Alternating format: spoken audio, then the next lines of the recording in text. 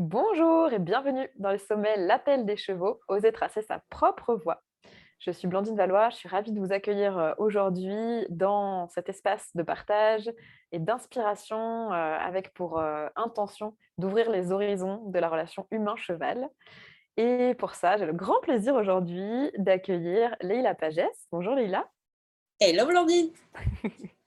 Donc, Leïla, on s'est rencontrés il y a quelques années à l'occasion de ta tournée de projection du film Sans attache. Et Exactement. tu étais venue projeter ce film chez moi, enfin près de chez moi en Corse. Oui. C'était une chouette expérience, une chouette rencontre. Et donc, ça fait quelques années qu'on déroule notre chemin chacune de notre côté en continuant de grandir de nos échanges. Et j'avais vraiment à cœur que tu puisses apporter ton expérience et ton chemin ici dans ce sommet. Parce que bon, l'appel des chevaux, c'est quand même un peu ton sujet. Ça va parler un petit peu. Et je suis hyper contente que ton film puisse être, diffusé à l'occasion du sommet. Ton film que je continue vraiment à chérir parce que je trouve qu'il incarne un tu vois? On le dit, hein, on dit, «Une image, vaut mieux que 1000 mots» et là, c'est encore plus qu'une image, ton film, c'est un chemin en images donc merci pour ce cadeau de nous offrir, ton film, Avec plaisir. à l'occasion du sommet. Donc toi, est-ce que tu pourrais juste en quelques mots là, nous décrire un petit peu qui tu es pour les personnes qui ne te connaissent pas, sans rentrer dans le détail parce qu'on va parler de ton parcours après juste après, juste, te situer en quelques mots? Oui, donc comme tu l'as dit, je m'appelle Leïla Pagès. Je suis aujourd'hui, exploratrice nomade, entre autres. J'accompagne, la relation humain-cheval sur différents aspects dont on parlera plus tard. Et donc j'ai réalisé ce film Sans attache qui est sorti en 2017 et qui a créé toute une, comment dire? Qui m'a permis d'évoluer énormément dans mon approche professionnelle et personnelle et voilà, aujourd'hui, je suis aussi photographe donc et réalisatrice de films. Voilà et je vis de mes passions. Cool. Une interview prometteuse, devant nous. Alors du coup, je vais te poser ma question fétiche de ce sommet. Est-ce que tu pourrais nous Yes. parler un petit peu de ton appel des chevaux? Comment est-ce que ça a commencé pour toi cet appel des chevaux? Et est-ce que tu te rappelles un petit peu, quel goût il avait à l'époque? Tu sais la touche, de départ quoi, de ce qui t'a fasciné, avec les chevaux? Mmh. Oui, beh, en fait, il est réapparu à 2 occasions, je te dirais, dans ma vie, cet appel des chevaux. Donc la toute première, puisque c'est la question, ça a été vraiment, très jeune, enfant. J'ai eu la chance d'être rapidement en contact avec les chevaux parce que mon oncle et ma tante avaient un centre équestre, enfin ont construit un centre équestre quand j'étais, petite. Donc j'ai pu, très rapidement être en contact avec eux. C'est vrai que ça a été un vrai coup de cœur et que cette passion, ne m'a absolument pas quittée, et voilà et toute mon enfance, en fait, j'ai pu, alors je ne dis pas que j'ai baigné dedans en continu puisque j'avais pas de chevaux chez moi. Dans ma famille, personne n'était cavalier, mais ces moments en centre équestre, c'était, comme énormément de voilà, d'enfants et d'adolescents aujourd'hui, et probablement tous les gens du sommet aussi, pour ceux qui ont connu ce milieu surtout du poney club. C'est vraiment c'était on attend enfin, j'attendais ça avec une impatience folle. Ça me transportait ailleurs, ça me guérissait, ça me permettait d'être moi-même, ça me challengeait, enfin, ça rassemblait énormément de choses qui m'ont fascinée pendant longtemps. Alors je ne sais pas jusqu'à quel point, rentrer dans le détail pour parler du deuxième appel, mais en tout cas, voilà, je sais que je me suis éloignée de ce milieu des chevaux, au moment de choisir une orientation professionnelle parce que j'ai eu du mal à trouver, ce que je recherchais en fait au niveau, professionnel. Je voulais vraiment me dédier aux chevaux et j'avais du mal à trouver un métier qui allait me permettre de faire ça tout en suivant mes valeurs qui étaient, vraiment la connexion avec le cheval, l'écoute, la compréhension, voilà, le respect. Ça, j'avais un peu de mal à trouver ça. Je trouvais que c'était souvent, le cheval étant utilisé comme un outil ou alors c'était des choses plus passives. Moi, je voulais être vraiment dans l'action et le côté observation, par exemple, le côté, éthologie scientifique, c'était très peu connu en tout cas à l'époque, ces débouchés-là. Et même là, je me disais, moi, je veux quelque chose de plus dans l'action. Mmh. Et je n'ai pas trouvé ça. Donc, je me suis éloignée de ce milieu-là pour partir dans le milieu de l'audiovisuel, et qui était une autre de mes passions, l'image. J'ai finalement réussi à les marier avec le temps. Mais je sais qu'à ce moment-là, ça a été quelque chose de difficile parce que j'ai l'impression que soit je pouvais être avec les chevaux dans des conditions qui ne me convenaient pas du tout, ou ne pas être du tout avec les chevaux. Donc j'ai dû faire ce choix un peu déchirant à contre-cœur. J'ai essayé plein de choses pour rester dans ce milieu-là et vraiment, ça n'allait plus. Donc je me suis séparée de ce milieu-là.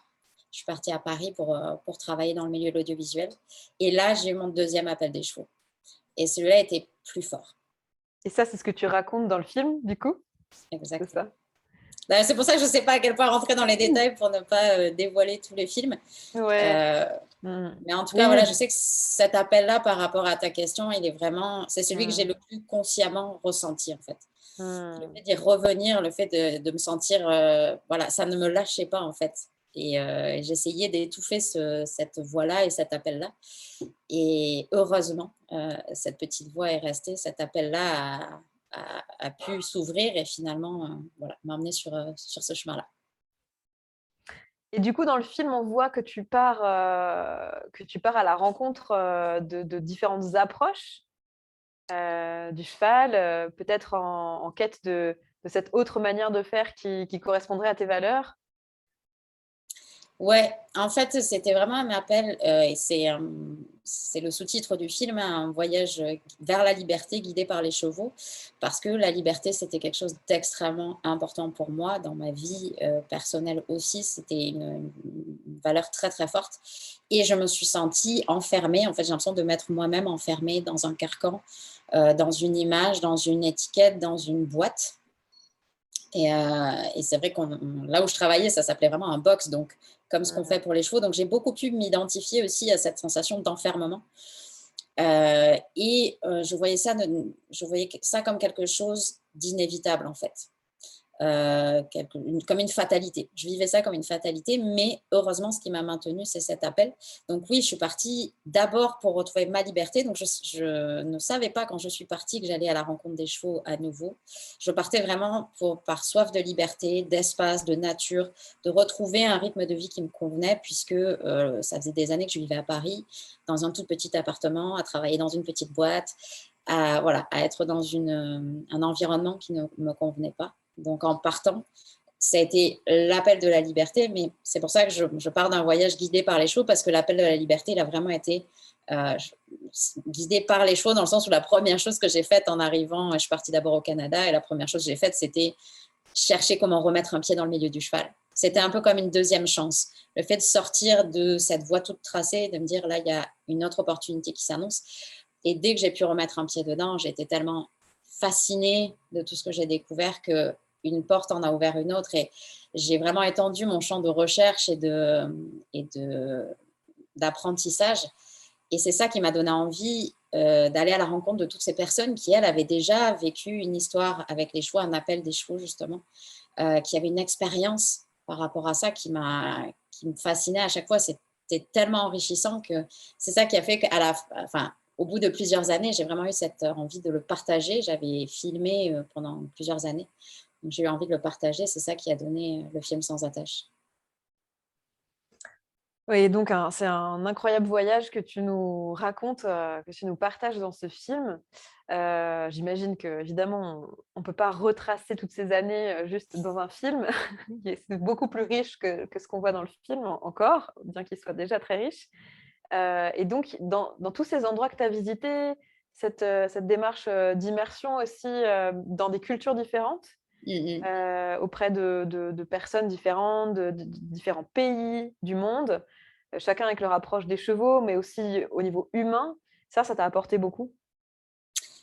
Oui, c'est vrai que c'est un thème qui est beaucoup revenu, ou en tout cas, je me suis rendu compte du nombre de personnes qui ont un cheminement avec les chevaux, qui ont aussi fait un chemin, souvent, hein, ça a commencé par quelque chose d'un voyage extérieur. Pour beaucoup de personnes, c'est aussi un voyage intérieur, mais j'ai cette sensation-là que quand on se met en chemin, Et c'est pour ça que je parle de chemin soit extérieur, soit intérieur, parce que des fois, en voyant le film, les gens se disent, oh, il faut que je parte à l'autre bout du monde pour comprendre les chevaux, pour me comprendre, etc. Non, pas nécessairement. C'est vraiment cette idée de se mettre en chemin, donc s'engager envers soi. Eh ben, ça, effectivement, ça nous amène à sortir de qui on est de manière conditionnée, ou de l'image qu'on a de soi, en tout cas, jusqu'à maintenant. Quand on part en voyage, quand on s'immerge dans une autre culture, quand on change notre environnement, on a tout d'un coup quelque chose, de nouveaux repères à créer. On n'a plus le repère du regard des gens habituels sur nous, des gens qui nous ont vu grandir, des gens qui nous connaissent au quotidien. Et à la fois, ça nous permet de développer des qualités qui sont essentielles quand on veut être avec les chevaux, c'est-à-dire l'observation, la présence, parce que en s'immergeant dans un nouvel environnement, en se mettant en chemin, il y a le fait que on n'a plus nos repères, donc on a une présence à notre environnement qui est différente pour pouvoir s'y adapter, pour pouvoir le comprendre. Donc, je trouve que ça, c'est une capacité qui est extrêmement importante et qui, moi, en tout cas, je sais que j'ai énormément développé ce sens de l'observation et le sens et apprendre à me connaître, en fait. Ça se retrouve aussi beaucoup chez les pèlerins qui font les chemins de Compostelle, par exemple, ce genre de choses-là, où c'est comme si on enlevait toutes les couches qu'on a accumulées toute sa vie de qui on pense qu'on est. Et d'un coup, on se retrouve sur qui on est vraiment. On enlève toutes ces croyances et toutes ces couches-là pour dire, ah, c'est vraiment cette personne-là que je suis. Et c'est exactement ce que les chevaux nous amènent. C'est pour ça que je parle aussi de voyage intérieur, parce qu'on peut vivre ça tout en vivant dans la même maison et sans changer de pays, etc. Mais les chevaux sont des guides sur ces chemins intérieurs, de dire, mais qui es-tu vraiment? Donc, aller à l'essence de ça, sachez que moi, ça m'a énormément apporté. Moi, je l'ai pu le vivre grâce au voyage. Le fait aussi d'être nomade, en fait, c'est quelque chose que les chevaux nous apprennent dans le côté d'être en mouvement. Mais être en mouvement, ça ne veut pas dire tout le temps bouger partout ou s'agiter. C'est vraiment cette idée de se dire on est toujours présent à ce qui se passe, on est toujours dans un flow au lieu d'être rigide. Et c'est vrai que nous, en tant qu'humains, on peut avoir cette tendance à s'installer, à se poser dans le confort et du coup à se rigidifier pas mal et à avoir du mal à garder cette présence au vivant, en fait, à garder cette connexion-là à ce qui nous entoure, à la nature, aux liens. La relation, c'est vivant aussi. Moi, je sais que le voyage m'a beaucoup amené ça. Apprendre à écouter aussi, ça a été énorme. Je vais être franche, moi, jusqu'à mes années de jeune adulte, jusqu'à 20 ans à peu près, et même plus, j'avais l'impression d'être un peu handicapée parce que j'ai l'impression qu'il me manquait cette capacité d'écoute. Je ne savais pas écouter.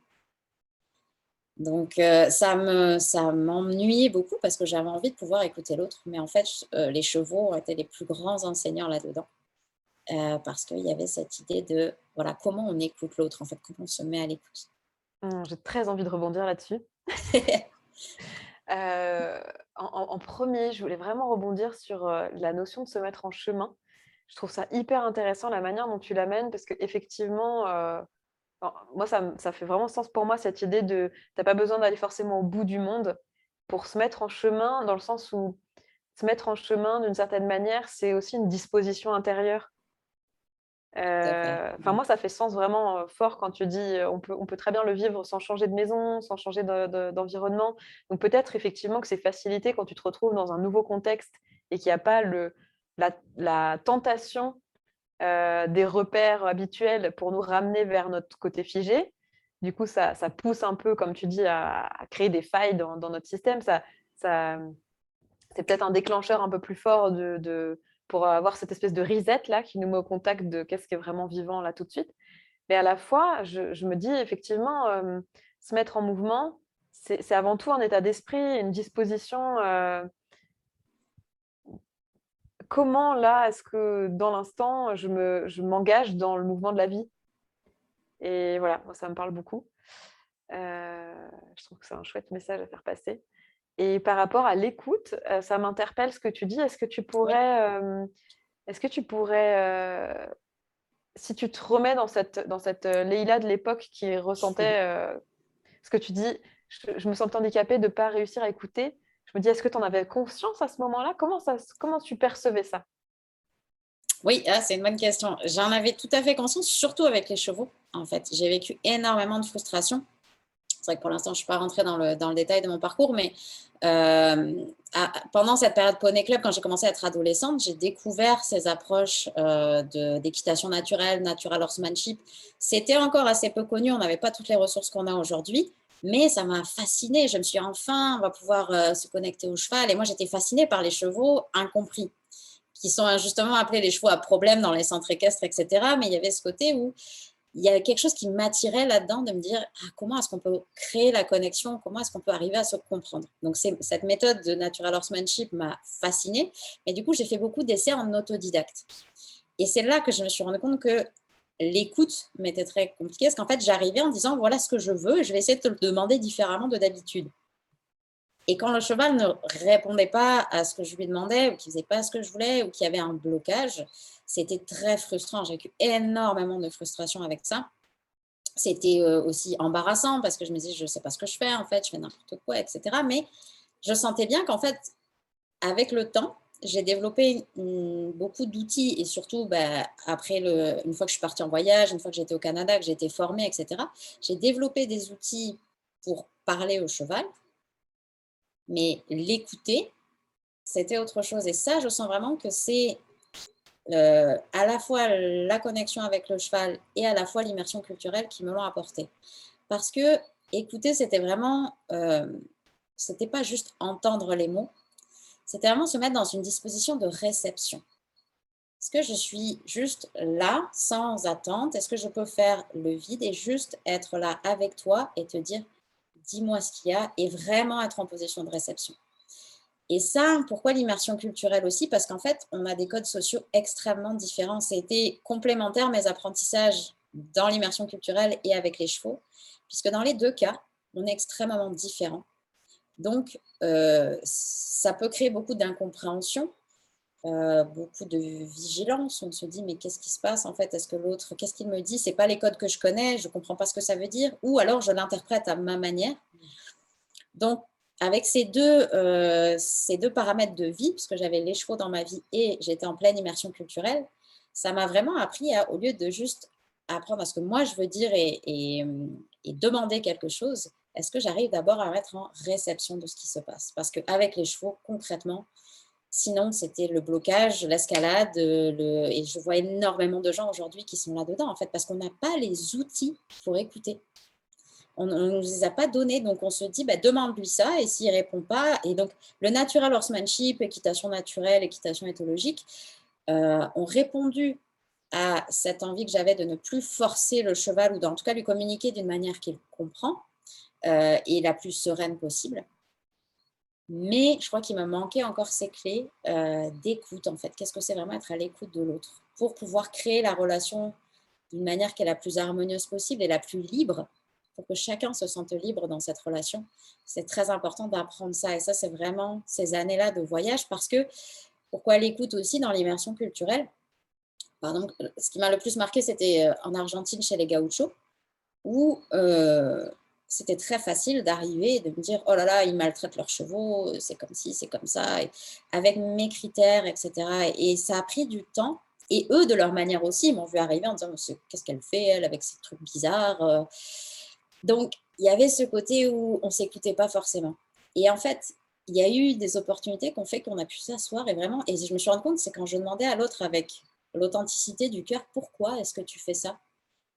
Parce que ça, enfin, je ne comprends pas, avec mon bagage, etc., je ne le comprends pas et j'aimerais vraiment comprendre. Donc là, j'ai commencé enfin à me mettre à l'écoute. Et ça a été pareil avec les chevaux. Il y a eu un moment donné où, au lieu de résister et de me dire non, je vais trouver la manière de lui demander ce que je veux, ça a été un point vraiment déterminant de me dire, ok, je vais m'asseoir et me mettre à l'écoute de ce qu'il est vraiment en train de me dire. Mmh. Ça, du coup, cette écoute, c'est quelque chose de particulièrement important, pour toi. J'imagine que tu transmets aujourd'hui dans ton approche, l'approche, Ouais. sans attache. Oui, ben oui, parce que dans les approches que j'ai découvertes, justement, comme je disais, il y avait l'équitation éthologique qui m'a apporté énormément de choses. Mais très rapidement, j'ai enseigné en fait au Canada et je me suis rendu compte que quand j'enseignais vraiment, la personne pouvait faire les mêmes gestes, la même position, le même ton de voix, etc. Il n'y avait pas du tout les mêmes résultats, avec le même cheval, le même lieu. Donc, ça m'a vraiment, je me sentais qu'il manquait quelque chose. Je me disais, OK, cette approche-là, elle est vraiment super, mais qu'est-ce qui fait que ça ne marche pas? Et donc là, c'est là où le développement personnel a fait son entrée, où le coaching accompagné par le cheval, coaching, etc., a fait son entrée dans ma vie au travers du film. Mais du coup, j'ai pu l'expérimenter en tant que participante. Et là, c'était un basculement à 180 parce que d'un coup, le cheval devenait un interlocuteur où justement on était à l'écoute de ce qu'il avait à nous proposer par rapport à nous et nous proposer une nouvelle image de soi. Et ça a été tout un chemin de dire: «Ah mais c'était» j'avais l'impression de découvrir les pièces manquantes du puzzle. Je me suis dit: «Mais voilà ce qui manquait» et donc trouver cet équilibre-là a été, laborieux et encore aujourd'hui, hein, ça évolue en permanence. Mais ce qui, ce qui souvent, m'a manqué dans les apprentissages que j'ai reçus et c'est ce que je reçois aussi beaucoup comme témoignage des gens, c'est, qu'en fait, on a souvent l'un ou l'autre. On a souvent l'approche équitation naturelle qui prend en compte, le comportement du cheval. Donc on prend en compte l'espèce cheval, mais pas forcément ou en tout cas, on prend en compte ce qui se passe au niveau émotionnel pour le cheval, comportemental, mais on n'aborde pas forcément la question de l'humain. Mmh. Et dans la partie coaching souvent, on est complètement sur la partie, alors attention, hein, je grossis le trait pour les personnes qui ne sauraient pas trop de quoi on parle. Bien sûr, l'idée, c'est pas de faire des grosses généralités et de dire que tout le monde est dans le même panier, pas du tout.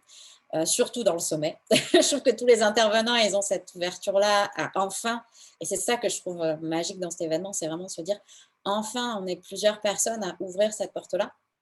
À vraiment se dire, bah, l'humain en tant que tel, oui, ça compte, ses émotions, ses comportements, qu'ils puissent les comprendre, qu'ils puissent les gérer. Parce que comment on peut accompagner une relation si on prend en compte qu'un seul des individus?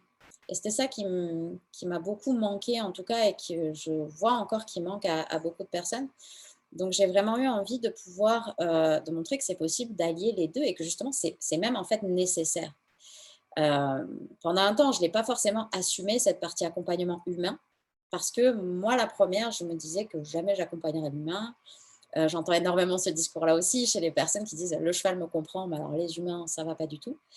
Alors qu'en fait, c'est la magie de cette relation avec le cheval de se dire quand on apprend à connaître et accompagner, l'humain et la relation, grâce à notre relation au cheval, on apprend à mieux connaître l'humain en se connaissant soi, donc à aller vers les autres et à se réconcilier presque avec «l'espèce Mmh. humaine» entre guillemets, puisqu'on se réconcilie avec soi et du coup, ça crée une ouverture qui est fantastique et ça se voit, encore une fois, parce qu'avec ce sommet, tu invites des personnes qui partagent ces valeurs et qu'est-ce qu'on fait? Ben là, on se réunit tous pour partager, pour s'enrichir, pour, voilà, sortir de cette dualité-là et au contraire rentrer dans quelque chose qui est ouvert et voilà, qui nous porte à la relation, à l'humain.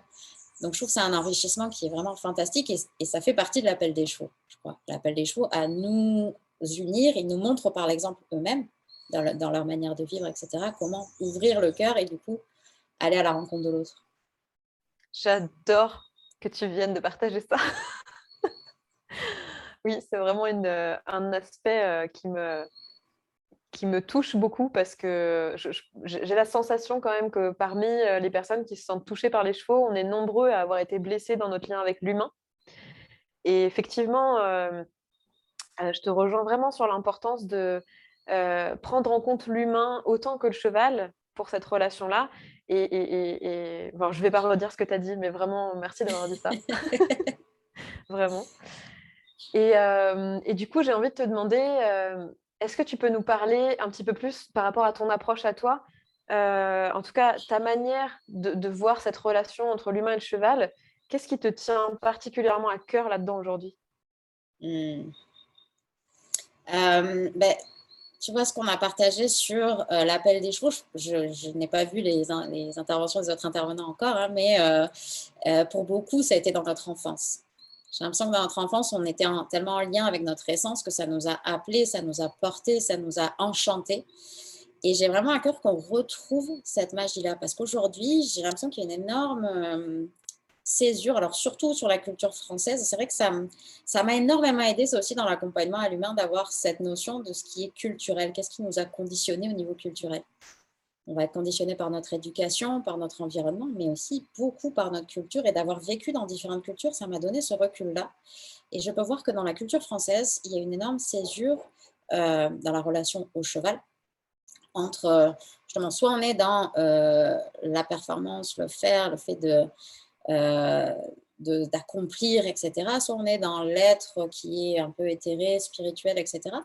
Et cette réconciliation, et puis même le côté rêve d'enfant, moi je l'ai vécu ça en tant qu'adulte, de diminuer ça en fait, de dire ouais mais c'était un rêve d'enfant.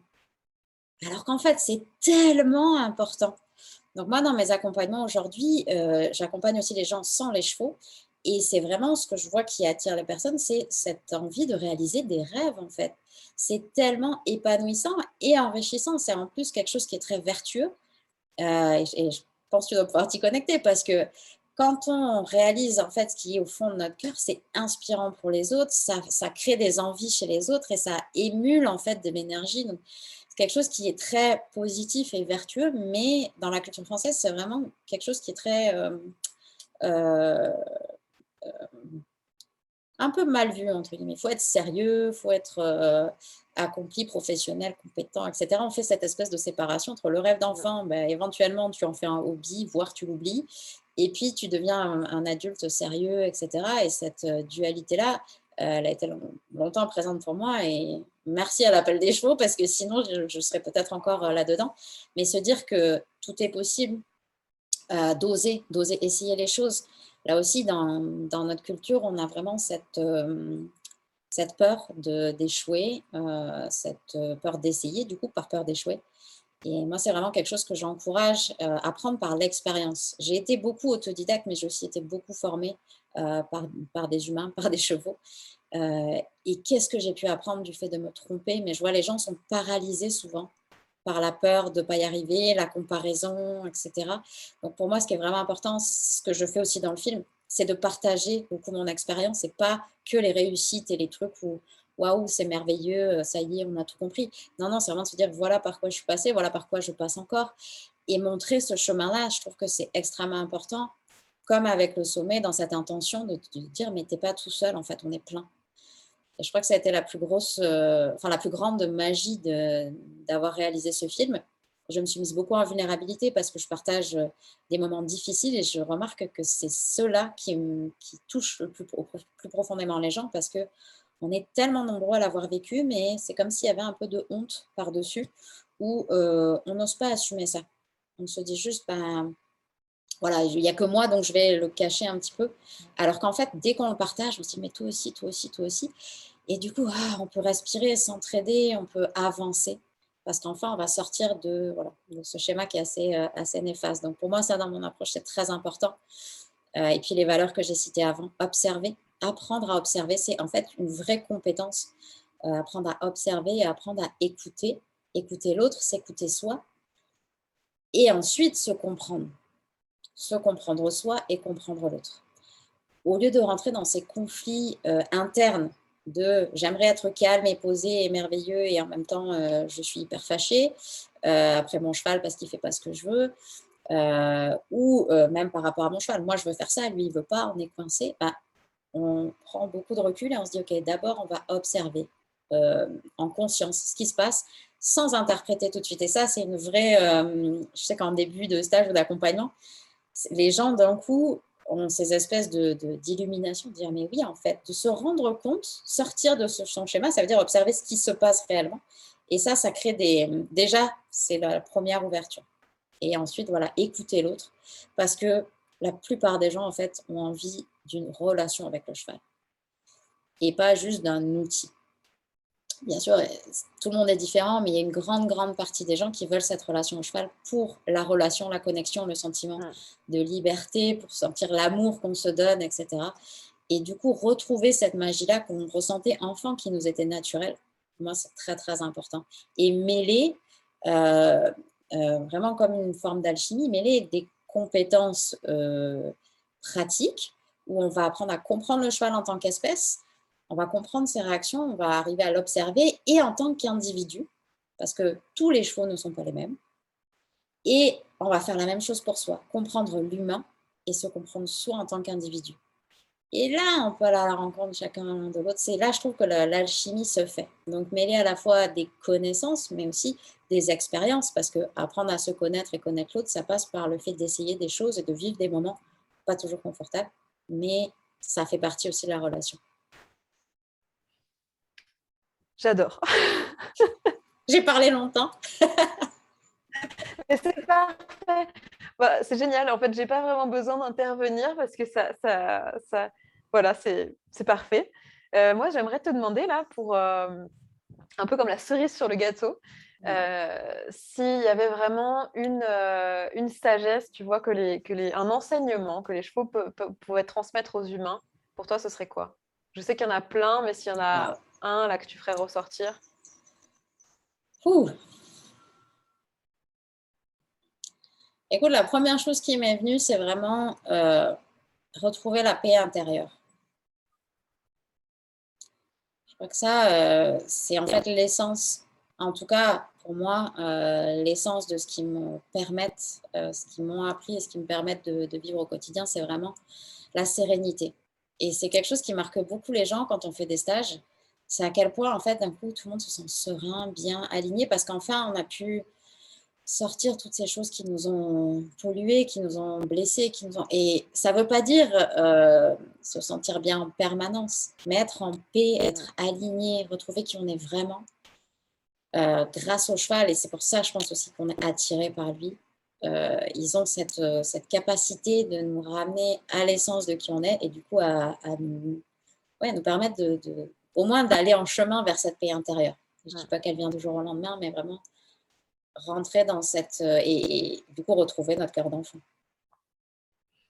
Merci beaucoup. Ça me parle beaucoup et en plus, je crois vraiment que cette notion de paix, enfin, moi, je suis exactement à cet endroit-là, en train de me connecter à la fois mon besoin de paix, qui a été très fort pour moi dans les derniers mois. Je pense que c'est aussi en lien avec tout ce qu'on traverse collectivement, la situation du Oui. monde, la situation dans notre pays, ma situation personnelle aussi de ces derniers mois. Mais voilà, je pense que c'est assez commun. Et en fait, là, j'en suis arrivée à un ressenti où, tu sais, quand tu parles de dire retrouver qui on est vraiment, les chevaux nous amènent à retrouver qui on est vraiment. En fait, pendant longtemps, j'ai eu cette sensation que retrouver qui j'étais vraiment, un jour, c'est comme si j'allais comprendre qui j'étais vraiment. Et de plus en plus, je sens que qui je suis vraiment, c'est quelque chose qui échappera toujours à mon cerveau. Toujours. Parce que je ne peux pas comprendre qui je suis. Ça ne se situe pas justement dans mon conditionnement ou dans mes schémas ou dans ce que mon cerveau peut appréhender. Et par contre, là où je sens que les chevaux m'aident à me connecter à qui je suis vraiment, c'est qu'avec eux, en fait, je rentre dans sentir, dans juste sentir, en fait, sentir ce qui se vit à l'intérieur de moi, sentir être présent, en fait. Et, heu Mmh. et tu vois, il y a pas longtemps, j'ai écrit un post là-dessus parce que vraiment, c'est une espèce de révélation pour moi, ce truc de sortir de la quête de soi, arrêter de courir après qui je suis vraiment, tu vois? Parce que moi, ça a été un grand sujet dans ma vie, cette quête d'identité, Mmh. de, d'appartenir, d'appartenance à un groupe humain, de place, de trouver ma place dans le monde. Et en fait, là, j'en suis vraiment à un endroit où je me dis, mes questions ne trouveront jamais une réponse là où je les attends. C'est-à-dire, ne trouveront jamais une réponse dans ma tête, tu vois? Mmh. C'est quand j'arrête de me poser la question, que je rentre dans cet espace dans lequel les chevaux nous invitent, qui est un espace de présence, que je peux sentir qui je suis. Mmh. Et c'est à cet endroit-là que je me sens en paix. C'est pour ça que je parlais de la paix. C'est Oui. que du coup, à cet endroit-là, je peux être traversée par tout un tas d'émotions, tu vois? Mais je peux les vivre avec une forme de paix. Ouais. C'est ça que ça Et m'évoque, ce que tu dis. ouais, tout à fait. Et effectivement, moi, c'est pour ça que je parlais d'observation parce que c'est en fait, comme tu disais, au lieu d'être dans cette quête vers l'extérieur, je vais aller chercher à l'extérieur qui je suis. En fait, l'observation, moi, c'est ça que j'aime. C'est comme si on mettait le projecteur ici, comme ça, en fait, regarde ce qui se passe, regarde, tu vois, observe en fait ce qui est là. Et quand tu parles de présence, c'est ça, c'est qu'est-ce qui est là en fait. Juste se rendre compte de tout ce qui nous entoure. Il y a une participante d'un stage qui m'a dit quelque chose qui m'a beaucoup marqué il n'y a pas longtemps et qui m'a dit, en fait, depuis le stage, je me rends compte de tout ce qui est là autour de moi. Tu vois, avec cette espèce, comme si j'avais des nouveaux yeux, tout est pareil, mais en fait, je le vois tout à fait différemment. Je l'observe, et dans le mot présent, il y a vraiment, c'est un cadeau, un présent. Tu vois, donc être présent à l'autre, pour moi, c'est ça la richesse de la relation. Et souvent, je sens que les gens sont souvent perdus là-dedans à se dire, mais si je suis présent, on fait rien. Donc, j'arrive pas à, tu vois, à vivre la relation sereinement, justement, comme tu parlais de, quand on parlait de paix intérieure, il y a cette chose-là où on est un peu séparé entre, mais juste être là, je ne sais pas quoi faire, mon cerveau, il part dans tous les sens. Donc, réconcilier ces parts-là de nous, comme tu disais, moi, pourquoi je parlais pas de paix intérieure? Parce que cette acceptation-là, justement, comme tu disais, que mon cerveau ne va pas tout comprendre, que par moments c'est inconfortable, que des fois c'est mon émotionnel qui prend le dessus, mais du coup, en observant, je me rends compte de toutes les parties de moi qui interagissent avec l'extérieur. C'est ça aussi pour moi dans cette approche sans attache, il y a ce côté observons ce qui se passe.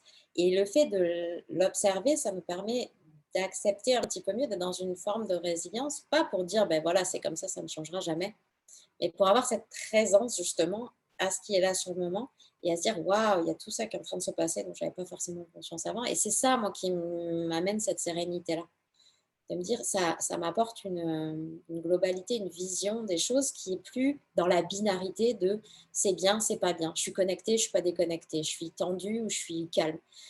Non, il y a cette espèce de nuance qui s'installe parce que j'ai appris à observer et donc à dire, ah, c'est un peu plus ou c'est un peu moins. Et même chose en observant l'autre, je dis, ah, tiens, là, il y a un peu plus de ça, un peu moins de ça. Donc on est plus dans cette forme de, quand je parlais de mouvement tout à l'heure, Mmh. dans cet espace-là de danse, de mouvement qui nous permet de dire, ah, là, il en faudrait un peu plus, un peu moins. Ah, tiens, là, je note ça, ça, mais sans se dire, voilà, c'est tout l'un ou tout l'autre. Mmh. Et la paix Avec plus intérieure, de pour moi, elle souplesse, vient quoi. de... Oui, exactement. Cette souplesse-là, pour moi, ça apporte une énorme paix intérieure aussi, de se dire, ah, il y a ça qui est en train de se passer. Et je peux juste l'observer, passer sans être complètement submergée par ça ou me sentir démunie, impuissant. Je retrouve beaucoup ça chez les personnes qui me disent que voilà, ils se sentent démunis, impuissants, ils n'ont pas la solution, ils se sentent débordés. Donc voilà, l'idée, c'est de pouvoir apprivoiser nos émotions, apprivoiser qui on est, qui est l'autre. Pour moi, ça, c'est super important. Et le côté liberté, je vais rajouter cette petite chose-là aussi, puisque dans la relation sans attache, c'est intéressant que cette expression sans attache génère beaucoup ou résonne différemment chez chacun. Pour certains, c'est la solitude, c'est l'isolement, etc. Pour d'autres, c'est l'excitation de la liberté, etc. Moi, ce que j'entends en tout cas là-dedans, c'est comment on peut être libre ensemble. Comment on peut être en relation où chacun se sent libre, donc être en lien plutôt que d'être attaché. Et ça, pour vous donner une matérialisation, c'est vraiment, par exemple, quand je tiens un cheval avec une corde, je peux le vivre comme je l'attache, je le tiens, je le retiens, ou c'est un lien entre nous deux. Et cette différenciation-là, sur la partie aussi énergétique de comment je vis la relation, elle va être fondamentale parce que le cheval va la sentir et moi aussi. Donc on ne vivra plus la relation de la même manière. Donc, je trouve ça intéressant parce qu'effectivement, c'est devenu une grande, presque un objectif à atteindre, une grande mode de se dire, sans attache, ça veut dire sans aucun équipement, donc sans corde, sans cravache, voilà, sans forcer physiquement contraindre le cheval. Oui, alors en faisant ça, ça nous amène à nous, en fait, à transcender des peurs, des croyances que si j'ai plus les rênes, le cheval va partir, etc. Mais ça va beaucoup plus loin que ça. C'est-à-dire qu'on peut être beaucoup plus libre avec des rênes et plein d'équipements que finalement, on peut faire aussi des choses sans aucun équipement. Et en fait, le cheval comme soi, on n'est pas vraiment libre. Donc, moi, mon message, il est vraiment d'aller ressentir cette liberté-là. C'est ce que j'essaye de faire dans le film Sans attache. C'est vraiment d'aller plus profondément dans cette notion de liberté et sans attache. Donc, de pas forcément de se sentir libre, les deux, à l'intérieur, et de vivre cette relation d'une manière où on peut évoluer librement ensemble. Mmh. C'est vrai qu'on peut voir, nous comme le cheval, hein, on peut voir à quel point parfois il y a rien, nous, dans notre vie d'humain. Combien de fois ça nous arrive à tous de faire des choses, il y a personne qui nous le demande. Il y a rien qui nous retient dans une situation ou dans, tu vois, dans un truc, et pourtant Ouais. on le fait parce qu'on a cet enfermement, mental, et effectivement on peut reproduire ça dans le travail en liberté avec le cheval, de créer des conditionnements, des trucs hyper rigides.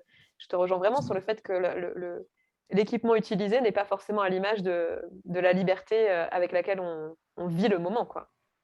ça c'est Oui, clair. parce que c'est ça, du coup, comme tu disais, il y a cette espèce de quête vers l'extérieur, de le jour où j'arriverai à monter en cordelette, je ressentirai la liberté.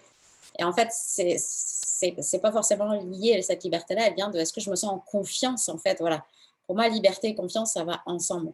Confiance en soi et confiance en l'autre. Alors, pourquoi c'est aussi marquant cette image de pas d'équipement? Parce qu'il n'y a plus comment dire, la sécurité. On s'imagine, du coup, il n'y a plus cette sécurité qu'on s'imaginait, qui est finalement illusoire, parce que c'est bien qu'un mort ou des rênes, ça n'arrête pas un cheval qui a décidé de partir, mais cette vulnérabilité dans laquelle on se met pour être en confiance avec l'autre de manière mutuelle, c'est vraiment ça. Et encore une fois, comme tu disais, c'est vraiment aller à l'intérieur et sortir de cette quête de le jour où j'arriverai à faire ça, je serai et je vivrai, etc. C'est pas un interrupteur. Tu en as parlé un peu tout à l'heure, tu l'as dit en d'autres mots, mais tu sais, ce truc de soit je sais qui je suis, soit je suis en dehors, mais non, en fait, c'est vraiment cette idée de c'est un chemin. C'est pour ça qu'on en parle tous beaucoup, je pense, mais cette idée de cheminer et de profiter du chemin. Mmh. Ça, je crois que c'est vraiment quelque chose qui est important. Moi, ce qui m'a amené ça, c'est la connexion à la nature, qui a été extrêmement importante. Et pour les gens qui n'ont pas la nature autour d'eux, dans leur environnement, c'est souvent ce que leur permet d'avoir le lien au cheval. Mais la connexion à la nature, à l'environnement, j'ai beaucoup fait de randonnées, de transhumance. Et encore une fois, cette idée de nomadisme, ça a fait que ça a vraiment amené euh, oui, cette notion-là, en fait, ça m'a, comment je pourrais dire ça? C'est subtil, mais en tout cas, ça a son importance, je trouve, de retrouver ce lien à la nature pour on parlait de sérénité tout à l'heure, pour vraiment, revenir dans la sérénité, la connexion à l'environnement, à l'autre, pour plus créer cette cassure-là qui nous déconnecte justement de qui on est, ça nous recharge en énergie, ça nous fait énormément de bien, donc ça aussi que c'est ça. Et dans les personnes que je rencontre, les personnes qui font de la randonnée avec les chevaux, c'est les personnes souvent les moins académiques, qui n'ont pas forcément de notions technico-pratiques, etc. Mais par contre, c'est les gens qui ont la relation la plus naturelle avec les chevaux. Parce qu'on est en lien avec l'environnement, on marche ensemble, on vit ensemble, on est en chemin ensemble. Donc ça crée cette connexion qui est beaucoup plus, qui paraît presque plus simple, plus fluide, parce qu'on ne s'est pas pris la tête avec tous ces concepts mentaux que souvent, comme tu disais, on essaye de comprendre avec notre cerveau uniquement. Alors que si on comprend avec notre cerveau, Bah, notre ressenti et notre corps, ça fonctionne différemment. et ce que ça m'évoque aussi vraiment ce que tu dis, cette importance de la nature, c'est que ça nous amène dans un autre espace-temps que notre rythme effréné d'humain moderne du 21e siècle. Je pense que c'est ça aussi qu'on peut retrouver dans la randonnée, c'est qu'on n'est pas là pour monter à cheval pendant 1 heure entre le rendez-vous chez le dentiste et aller chercher la petite à l'école. C'est aussi un moment où en fait on, il n'y a pas la montre en fait. Et je crois que ça, c'est un des plus grands bienfaits probablement de s'immerger dans un espace naturel, c'est que finalement ça nous reconnecte avec des rythmes beaucoup plus organiques, qui laissent de Ouais, l'espace pour exactement. sentir, pour être en Ouais, lien avec le cheval, avec soi et puis avec le cheval, quoi. Et ça, c'est des choses que toi tu proposes dans les expériences ouais, que tu accompagnes. C'est vraiment important ouais. aussi cette, On cet oui, aspect. j'ai attendu longtemps à faire ça, mais on fait des stages en immersion maintenant dans différents pays. Et c'est vrai que je remarque à quel point ça aide, cette immersion, comme on disait, à sortir du soi qu'on connaît, en fait, et de rentrer dans un autre espace-temps, exactement. Et ça a mis du temps pour moi à être assumé parce que jusque-là, j'étais dans cette idée, comme tu disais, il faut que chaque heure, il faut que je sache combien d'heures on va passer à cheval, il faut que ça soit pour les gens, que ça vaille la peine, etc. En fait, je me dis, mais aujourd'hui, cette liberté-là que j'ai prise avec le temps, que je me suis autorisée grâce aux chevaux, de vraiment permettre aux gens de vivre une expérience à 100% en immersion, où on est complètement dans autre chose. Et alors là, pour le coup, ouais, la montre n'existe plus, souvent on n'a pas d'internet, on est vraiment dans une autre réalité. Et ça, c'est enfin, je trouve, rentrer dans le monde du cheval et comme tu dis, dans quelque chose qui est plus organique. Et on en ressort transformé. Moi, de voir cette transformation aujourd'hui, je me dis, mais heureusement qu'aujourd'hui, on peut proposer ça et c'est tellement essentiel. Les transhumances aussi, ça apporte beaucoup ça, ce dont tu parlais, ces rythmes organiques, en fait, retrouver ce lien-là à la Terre. Il y a quelques mois, je suis partie au Montana pendant 3 mois. Ça m'a, ça m'a remise dans dans cette connexion, en fait, oui, à l'environnement, à la grandeur aussi de ce qui nous entoure, à la perception du vivant autour de nous. C'est tellement important. Merci beaucoup, Leïla. Vraiment, tous ces partages-là, c'était passionnant. Par contre, nous, malheureusement, on a une montre. C'est vrai que je t'ai pas demandé en amont combien de temps. On est souvent Ah, dans mais là, cette. c'est parfait. Yes. Mmh. Et donc si vous avez envie d'en savoir plus sur le travail de Leïla, n'hésitez pas à aller voir les liens sur sa page d'intervenante sur le site du sommet. Yes. Évidemment, allez voir le film, profitez-en, il est disponible gratuitement, pendant 48 heures jusqu'à mardi matin. Donc évidemment, vous le trouvez aussi pareil sur sa page, le lien. Et puis si par la suite vous avez envie d'acquérir le film, il est aussi disponible, il y aura le lien, voilà, tout comme il faut. Et du coup, Leïla, bah, pour terminer, cette super interview, je vais te laisser le mot de la fin. Sur quoi est-ce que tu aimerais terminer, soit, l'élément vraiment essentiel pour toi dans quelque chose qu'on a dit, soit, je ne sais pas s'il y a une petite inspiration qui te vient là, pour terminer? Ben, pour toutes les personnes qui regardent l'interview, j'aimerais vous encourager à oser vous écouter, oser rêver. Et dans ce sommet, justement, je trouve que tu permets aux gens de se mettre en chemin à ce niveau-là, mettez-vous en quête aussi de qu'est-ce qui vous correspond. On me demande souvent qui je recommande et quoi et pourquoi, mais allez à l'intérieur de vous pour savoir selon la phase où vous en êtes, selon vos valeurs, selon qui vous êtes, quel intervenant ou quel professionnel ou quel lieu ou qu'est-ce qui vous parle à vous, qu'est-ce qui vous allume, qu'est-ce qui remplit votre énergie, qu'est-ce qui vous fait du bien, qui vous allume cette petite étincelle au fond des yeux. Donc vraiment, osez écouter ça, partez à la recherche de ça pour mieux vous connaître et du coup aussi bien vous faire accompagner, vous sentir entouré de gens qui partagent vos valeurs, qui vous permettent de grandir, d'évoluer, d'être encore plus vous. Donc, Merci, merci pour ce message et je vais rebondir vraiment sur, parce que je ne peux pas laisser ça sans rebondir, sur l'importance d'être accompagné. Je te le partageais juste avant en off. ouais. Moi, je me suis fait accompagner avec les chevaux, évidemment. Je me suis fait accompagner pour mon activité et là, je me suis fait accompagner pour créer ce sommet et j'ai pris conscience, ce matin, hem, à quel point, en fait, c'était vraiment précieux et facilitant de se faire accompagner des «bonnes personnes», entre guillemets, en tout cas, comme tu le disais, des personnes qui nous attirent, en fait, quand on les Exactement. voit, quand on les écoute, on sent que c'est vers elles qu'on a envie d'aller à ce moment-là de notre chemin. Et ça, moi, je crois vraiment que c'est essentiel et c'est aussi un des messages des chevaux, à mon sens, c'est d'arrêter de Oui. penser que le chemin, on doit le faire tout seul et de s'ouvrir à recevoir du soutien, en fait. Oui. Donc, ouais, merci Et d'avoir. merci à toi pour ce sommet, parce que vraiment, ça rassemble toutes ces. Justement, ça permet aux gens de savoir qu'ils ne sont pas tout seuls. Ça permet d'avoir aussi plein, du coup, d'essence et d'énergie différentes selon les personnes qu'on va écouter. Donc, d'encourager. Donc, merci, merci, merci d'avoir organisé ce sommet. Et merci à tous les intervenants qui sont dedans aussi, parce que c'est tellement important. Beaucoup de monde se décourage en disant, mais il n'y a rien, il n'y a personne autour de chez moi, etc. Et là, je me dis, bah, si, regardez, il y a plein d'autres personnes voilà, qui partagent ça, qui vont peut-être vous animer, qui vont vous faire du bien. Donc, merci Blandine pour ce sommet. Avec plaisir et en plus, c'est qu'un tout petit extrait, là, on est 30, mais en réalité, on est tellement plus nombreux Exactement. et tant qu'on est dans les merci, bah, merci à tous, à toi, là, qui nous écoute. Yes. Voilà, ensemble, on est en train de changer, le monde de la relation entre les humains et les chevaux et voilà, ça remplit mon cœur à moi. Mm. Yes. Ah! Merci à tous et à très vite pour une prochaine interview. Merci Leïla. Bye bye.